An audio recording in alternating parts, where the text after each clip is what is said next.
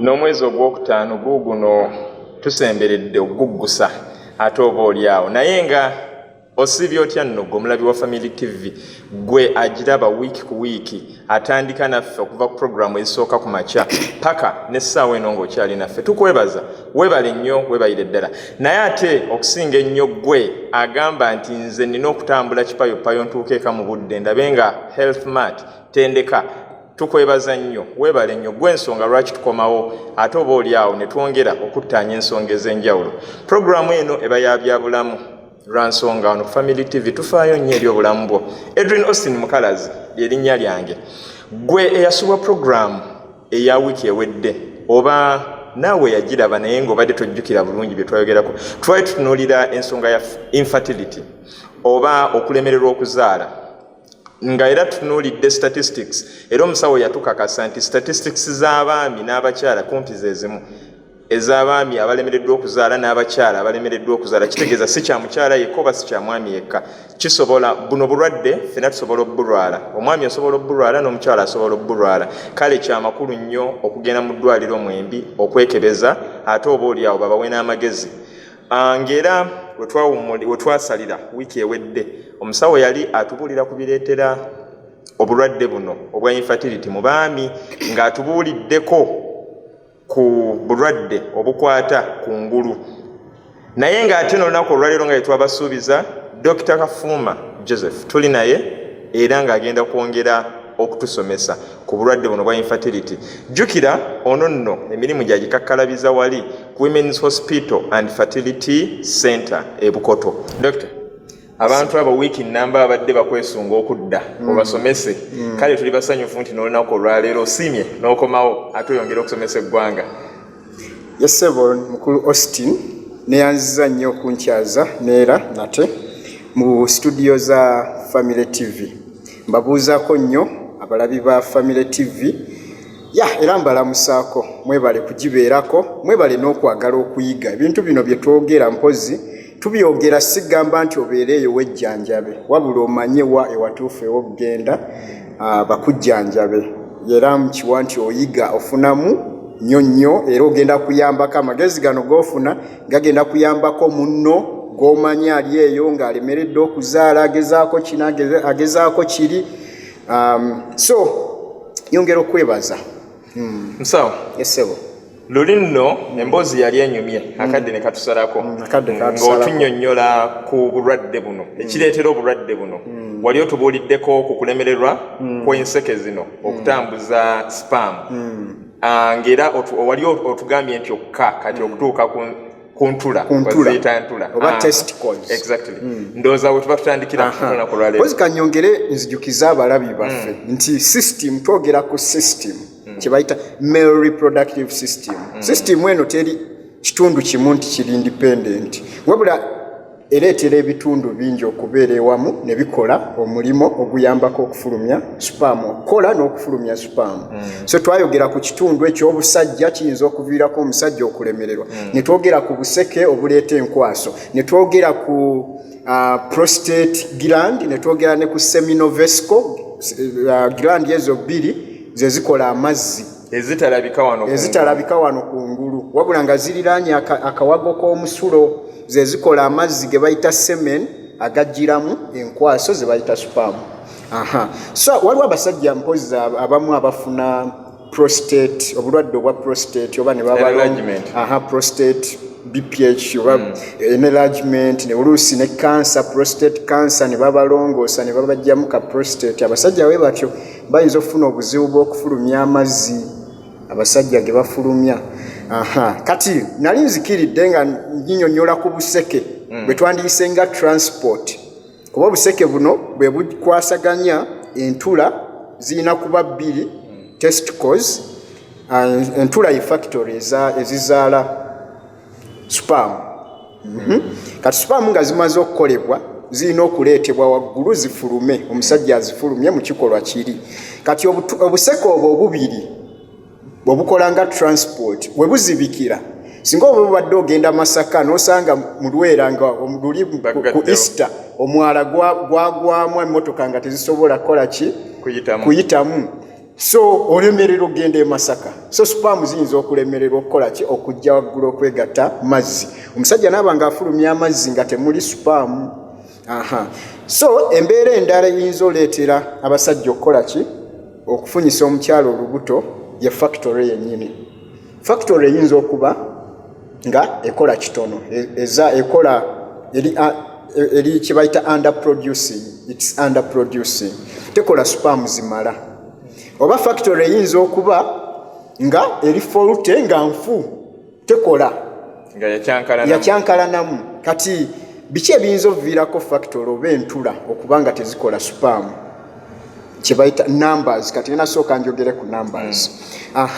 So spam, testicles oba entula, omwana waaba atondebwa mu lubuto lwa maama we omulenzi. Entula zino zikolebwa eno mugongo, mu lubuto ku sayidi y'omugongo.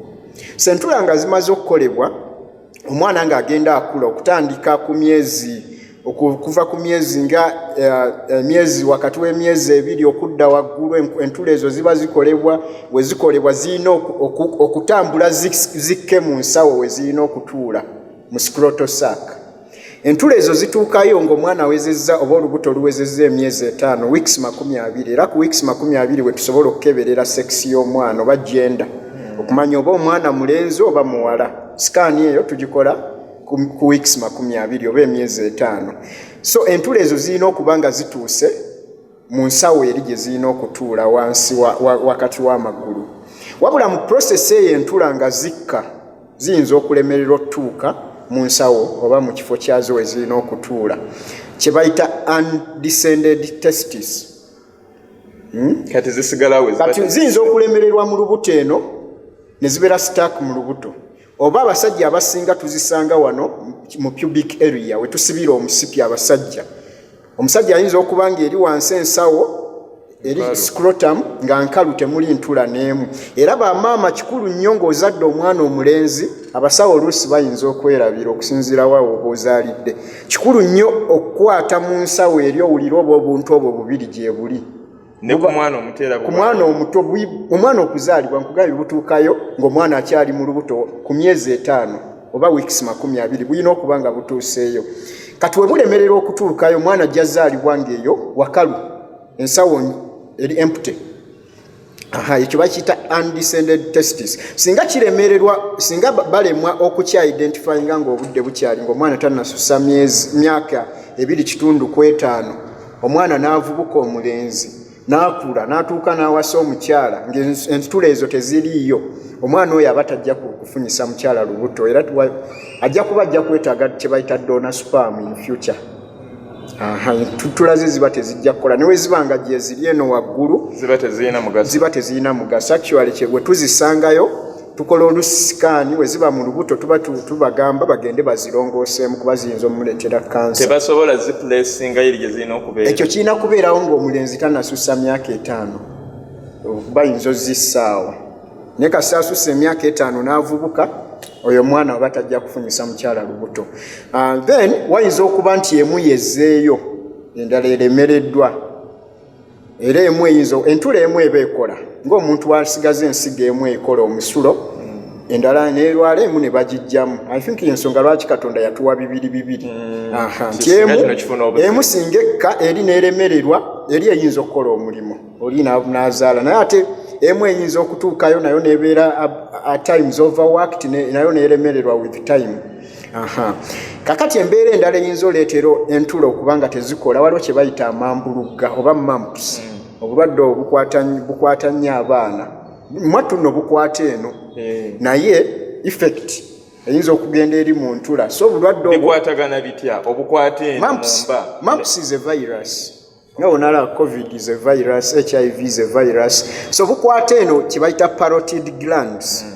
When zizimba olina abanga okugaaya kizibu n'azimba muno pain eba y'amaanyi. Ne virus eyo wekka netuuka eri mu nsigo eyagala nnyo ensigo ezo oba entula ezo ezoonoona ne ziba nga tezikyasobola kukola ki? Kola sperm. So mumps is also another one. Singa bukwata omuvubuka, omwana mu myaka egy'okuvubuka gye bayita puberty, buyinza omuleetera okuba nga entula ne zifeiringa ne zigaana newankubadde bujjanjabiddwa buyinza omuviirako okulemererwa ngaera we tumanyi virus tezijjanjabibwa era kati waliwo vaccine ya mumps obugemebwa mbaana abato kiso kikulu nnyo abazadde okugemesa abaana abalenzi naddala kubanga bwobigayaliriramu ate n'obulamu bwe obw'omu maaso oba obugayaliridde. Then waliwo obulwadde obulala gonorrhea, STIs ziyinza okuviirako omusajja era abasajja bwemufuna obulwadde obwo obwa sexually transmitted infections mulimu bacterias ne viruses. So mulimu gonorrhea, mulimu syphilis ye kabootongo, gonorrhea yenziku oba endwadde y'abazira. So ng'omusajja ofuna obulwadde obwo n'obugayalirira kyebusinga okuleeta kuzibikira buseke buleeta enkovu mu buseke obulina oleeta enkwaso. So buseke ne buzibikira ne buba nga tebuleeta nkwaso. Then buyinza oleetera entula okulwala. Entula wezirwala zishrinkinga in size n'osanga omusajja ng'ensigo ye yenkana ng'ekijanjaalo oba akasigo kakawo. Ensigo bweti eba tegenda oba entula bweti eba tegenda kubanga ezaala amazzi. Then waliwo embeera endala abantu ze boogerako, simanyi okukozesa laptop ku bisambi obiwulirako, essimu, sawuna, embeera ez'ebbugumu. Mwattu nno waliwo ensonga lwaki Katonda yaleetera entula n'ekisawo kino kye bayita scrotum okubanga kihanginga wabweru. Waliwo ensonga wali okyefumitirizaako naye tokyefumitirizangako. Entula okusobola okuba nga zikola spam zirina okubaako temperature we zirina okufunctioningira. Temperature y'omubiri erina okubeera around 36, between 36 and 37 temperature y'omubiri guno. So entula okusobola okuproducinga spam zirina okukolera wansi a bit at degrees lower than the temperature of the body. Nti omubiri we guba nga gukolera at 36 temperature y'omubiri, entula temperature yazo erina kubeera between 32 and 34. So ensonga lwaki entula ziri wabweru w'omubiri okusobola n'ensawo eno mwe zituula okubeera self regulating.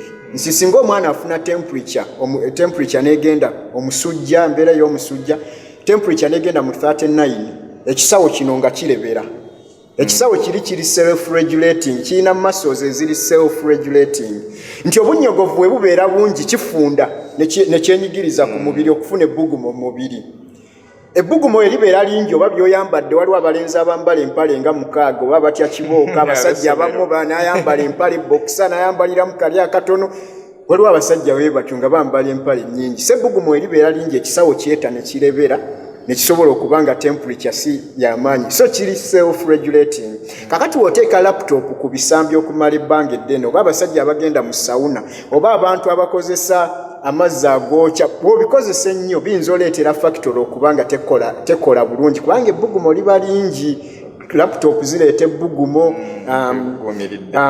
So kakati awo ebyo we bijjiramu biyinza okuleetera factory oba n'ogenda okukola semen analysis nga wabadde mu sawuna bagenda okusanga nga spam ezisinga nfu oba nga ntono kubanga factory teyakoze wabadde mu bbugumu lingi. Factory wagitaataaganyizza. Then waliwo embeera endala zino essimu, radio wave, simanyi microwave, bino tebiri nnyo bit researched naye kirowoozebwa okuba nti radiation kye bayita radio waves kiyinza okuviirako okuaffectinga spam, quality ya spam, DNA. Kuba spam mwe muyita obubaka okuva ku taata okugenda mu mwana, nti omwana ajja kufaanana ennyindo, omwana ajja kufaanana so obubaka obwo bujjira mu DNA. DNA zibeera mu spam. So DNA waayonooneka, quality ya spam ebeera mbi. Spam eyinza okuviirako obutafatalizinga ggi oba omwana avaamu n'abeera n'obulemu. So ndowooza awo wennyini we tuba tuwummuliramuko katono nnyo naye ng'ate tukomawo tova ku Family TV. As you think about the Lord just taking over your case and you are no longer in the midst of it, and he says, fear not. Demons from the mountains, scream and leave. Demons from the graves, scream and leave in the name of Jesus.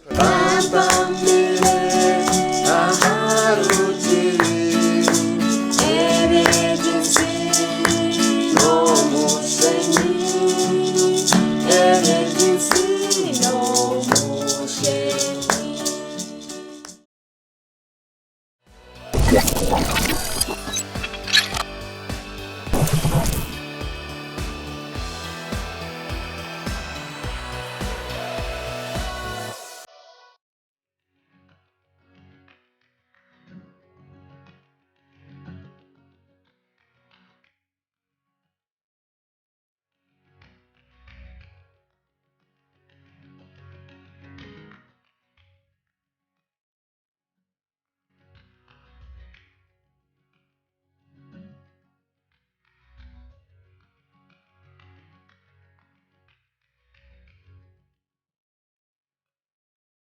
kulikayo nnyo mu kuwummulamu.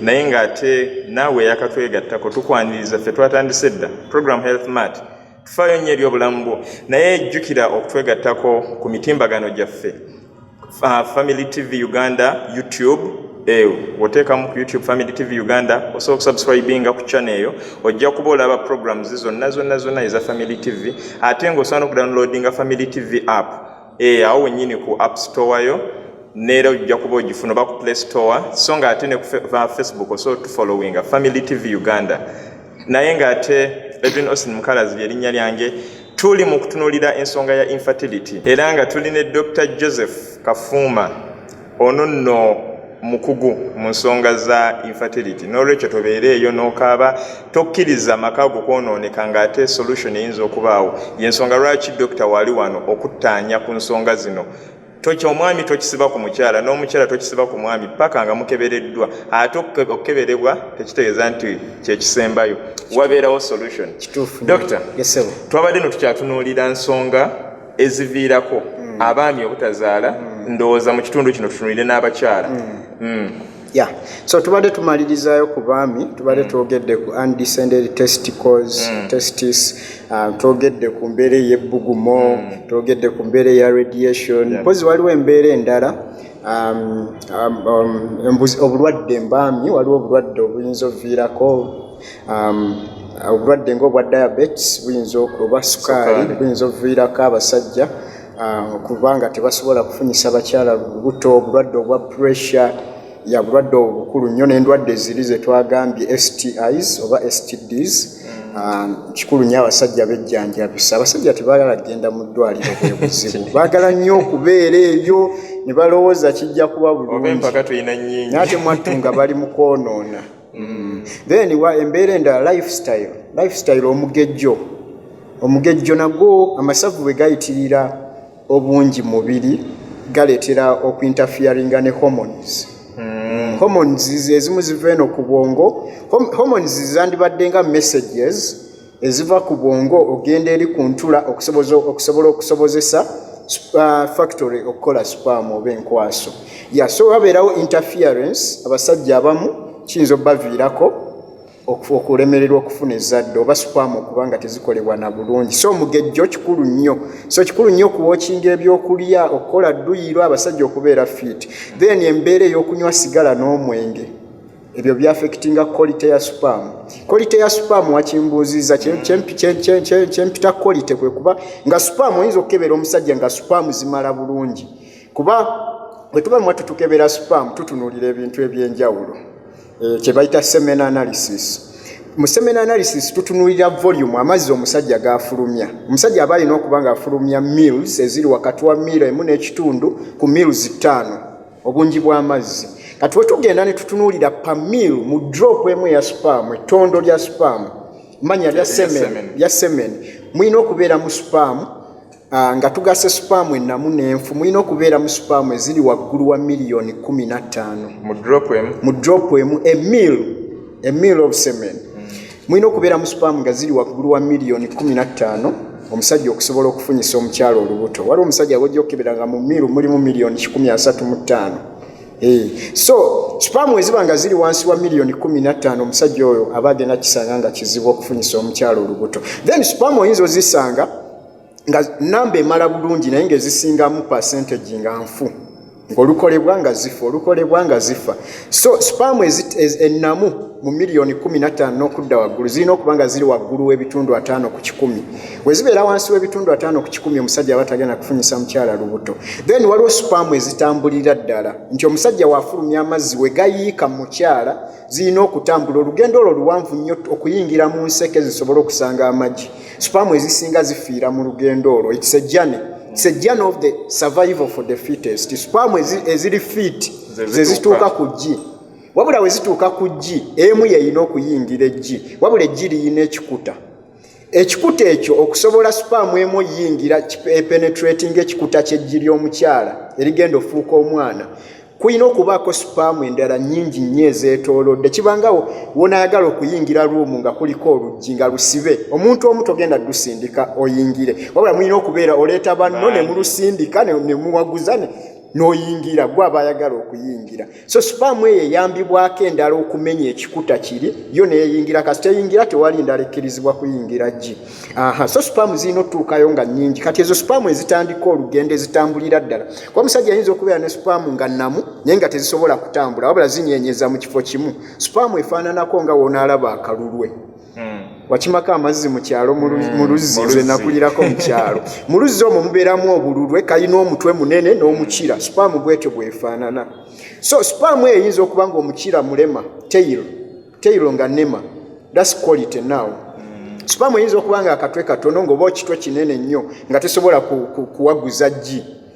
So zezo factors ku spam oba qualities za spam ezizibira. Spam eyinza okuba nga namu naye nga DNA munda DNA si mutuufu nga DNA ali fragmented olwabiri bye twayogeddeko radiation lifestyle smoking biki biyinza oviirako spam okuba nga quality embi. So mu mbeera bwetyo spaamu ezo ezitambulira ddala ezisonga mbeera okwolekera eggi zirina okuba waggulu w'ebitundu 4 ku 100. Bwe zibeera wansi w'ebitundu 4 ku 100 omusajja aba tagenda kufunyisa mukyala lubuto. Ne we zibeera nga mu drop mulimu miliyoni 135 naye nga spaamu ennamu ziri wansi w'ebitundu 2 ku 100 omusajja aba tagenda kufunyisa mukyala lubuto. So ebintu ebyo bikulu nnyo. Waliwo abasajja abamu nga balina kye bayita retrograde ejaculation nga omusajja yegatta n'omwami n'awulira ng'afulumya amazzi naye nga mpewo yeefuluma nga amazzi ate gadda mu kawago gakuba reverse.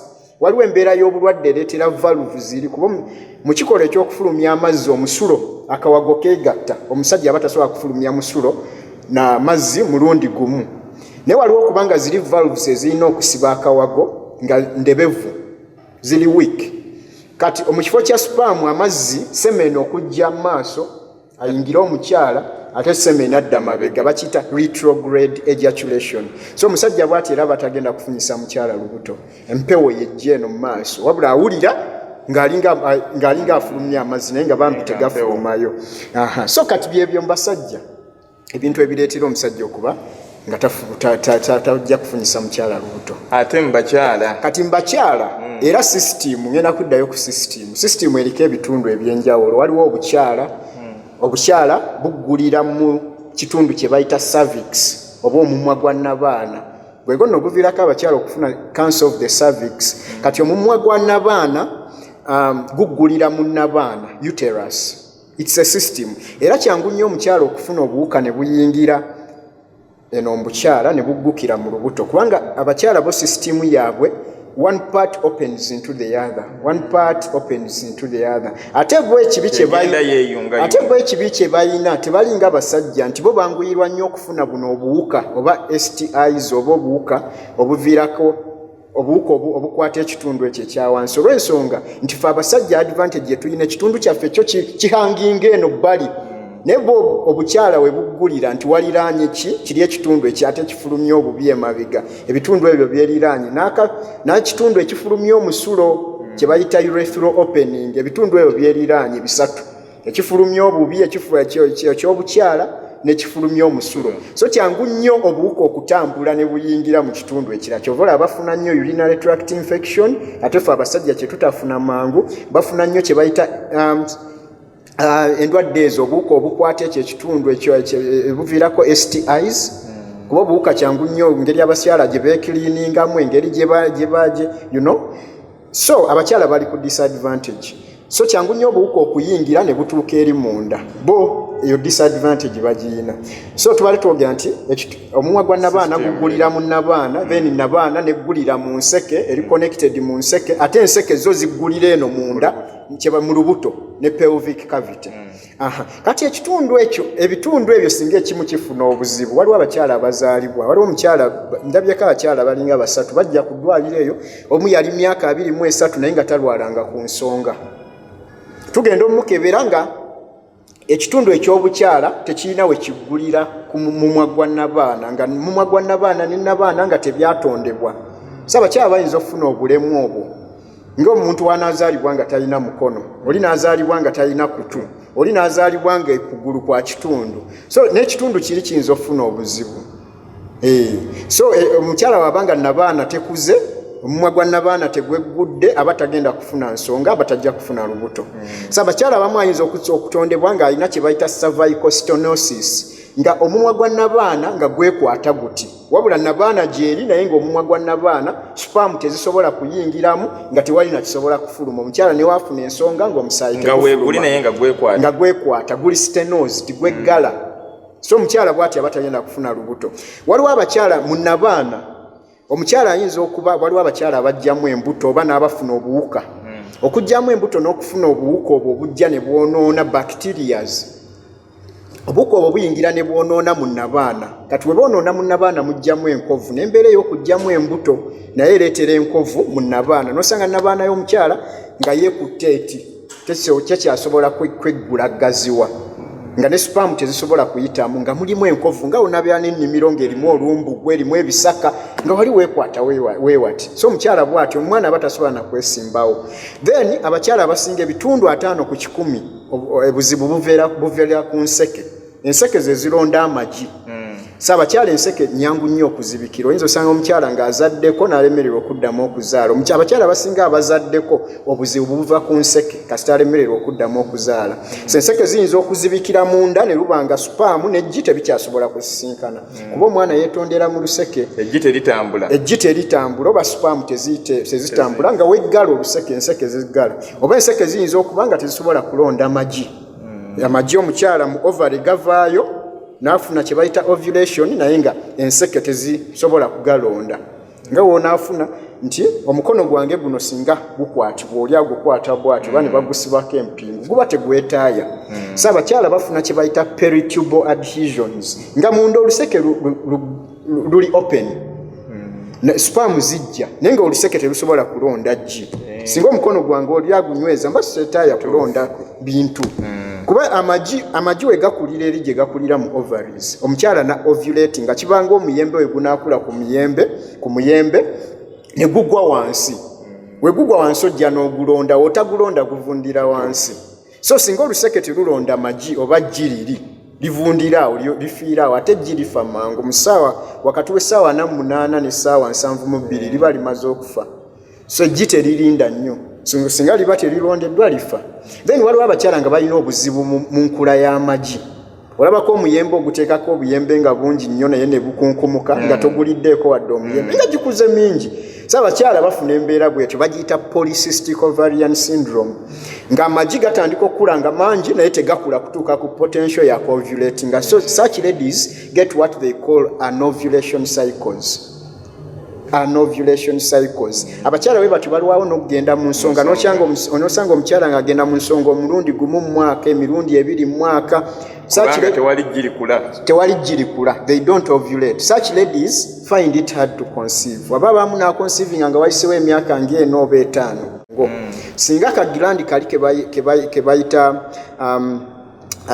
pituitary gland eno mbwongo akasecretinga hormones eziwa ovaries instructions okuza amagi singa akagilandi ako kafuna obuzibu ne kaba nga tekaproducinga hormones ezo amagi gajja kuba tegajja kukula musawo ekimu nno ku bireeta ekyo bakyatributinga ku family planning ekyo kyogerako ki family planning methods family planning methods naddala eziri hormonal kuba omubiri woguwa hormones externally ng'oba omira empeka oba okozesa empiso omubiri oguleetera okulowooza nti hormones ziri zisaturatinga mubiri so obwongo bwo kye bukola bushatinga down gland eri producinga internal hormones kati gland eyo w'okozesa empeke for a very long time oba injectables oba buno ak'omukono kano kamalamu abakyala abasinga emyaka 5 so omubiri guli n'oba ng'oguwa supply eyo externally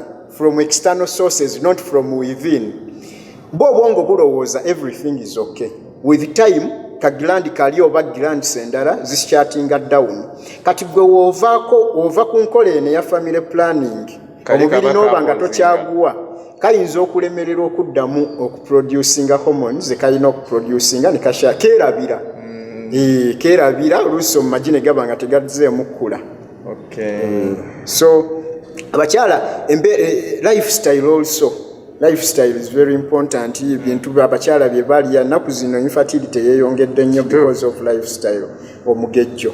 Kati bubonero ki abakyala kwe basobola olabira nti sijja kuzaala? Nagambye nti ebiseera ebisinga tewali signs ziri awo. Naye omukyala kasita abeera nga periods teziri regular, ng'omukyala tafuna regular periods, nga waliwo abakyala abafuna obubonero, n'afuna obulevu, n'afuna obwoya wano ku kifuba ne ku lubuto, ku magulu ne ku mikono.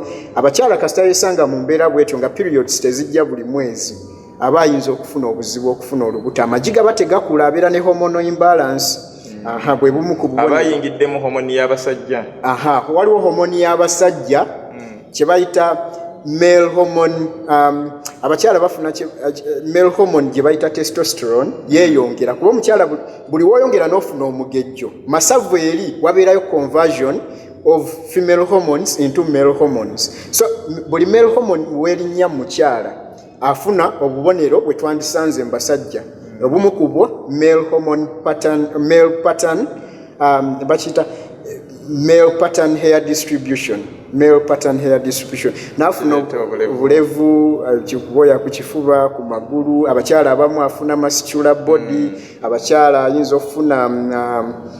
ayinza ofuna obubalabe. Obwo bonna buva ku elevation of the male hormone. Kati biki ebirala musawo nga tumaliriza omukyala kwalabira nti ebirala omukyala waliwo abakyala obubonero naddala, waliwo obulwadde babuyita PID, pelvic inflammatory disease, okulumizibwa mu ndiralira eno. Singa omukyala afuna embeera ey'okulumizibwa mu ndiralira n'aba nga bulwadde obwo tabujjanjabisa, buyinza okuviirako enseke okuzibikira. PID ze zisinga okuviirako abakyala okuzibikira enseke. Then abakirala kino kinogenda mu bawala abato abajjamu embuto. Abakyala abawala abato oli mu ssomero mwewale nnyo okujjamu embuto. Abakyala abasinga abajjamu embuto tugenda obbakebera ng'enseke zazibikira. Ate enseke luzibikira kizibu nnyo oluseke okuzibikira ne luddamu okwezibukula. Oba olina kukozesa zino enkola ze bayita art treatment. So enseke kizibu nnyo okuzibukuka. Then ebintu ebirala, waliwo abakyala abamu nga bafuna very painful periods. Waliwo condition bagiyita endometriosis. Endometriosis eno ereetera abakyala okufuna periods zaabwe okuba nga ziruma nnyo. Ebiseera ebisinga abakyala abasinga bafuna painful periods, but at times pain is bearable. Naddala eyo pain ng'etandika ku lunaku omukyala lwagenze mu nsonga. Naye waliwo pain etandika ng'ebulayo ennaku omukyala agende mu nsonga. Pain eyo yekuusa ku bulwadde obwo bwe bayita endometriosis. So obulwadde obwo bwe bayita endometriosis buviirako abakyala okuzibikira enseke, buyinza n'okuviirako ovaries okwonooneka okuba nga tezizaala magi. So kubanga ofuna painful periods etandika, pain ng'etandika ng'ebulayo ennaku, ogendere ddala mu period, eyinza n'okupasistinga ng'ogenze mu period. Then waliwo obulwadde obulala era babuyita adenomyosis. Adenomyosis nno muganda w'endometriosis era kyekimu, wabula bwe buviirako nabaana okuzimba. Ebisenge bya nabaana okuzimba. Obulwadde obwo nabwo buleeta very painful periods. Waliwo ebizimba fibroids nazo ziyinza okuviirako. Not every fibroid and can cause infertility. Era abakyala abasinga bazaala nga balina ebizimba. Ne fibroid we ziyitirira ne ziba nnene nnyo ng'oli alina olubuto lulinga lwa myezi 9, oba fibroid neekula nnyo ng'ezibikira enseke, oba fibroid ne ziba nga zoonoona ebisenge bya nabaana nga spam tezisobola kuswiminga bulungi. Ekyo nakyo mpozi omukyala obubonero bwafuna nti olubuto luzimba, n'abanga ali olubuto n'awulira pressure mu lubuto ng'abeera agenda afuka oluusi nga bamujjanjaba na UTI, oba alumizibwa nga yeegasse mu nsonga. Ebyo biyinza okuba nga fibroids. Abamu n'aba nga afuna very heavy periods ng'alina okukozesa obubokisi bwa paadi nga 3 olunaku. Ebyo fibroid ezo ziyinza okuviirako omukyalo okufuna olubuto. Musawo obutafuna lubuto imini. Tweyanzizza nnyo. Esebo. Era ensonga ogigusizza bulungi. Naawe atugoberedde tukwebaza nnyo, weebale kutugoberera, weebale kulaba programu eno. Ensonga nno mpanvu naye era tetuyinza ziggusa obudde bwo bwe buba butusalako buli. Naye ng'ate nkoze ne Jona Jal, producer wa Kabi, Tony Santo oyo nno ng'ali ku social media, ate Bantam ng'ali mu transmission. Weebale nnyo okulaba Health Mart. Programu eno bajja giddamu enkya ku Lwokuna ku ssaawa 3 zennyini. Togisubwa, sula bulungi.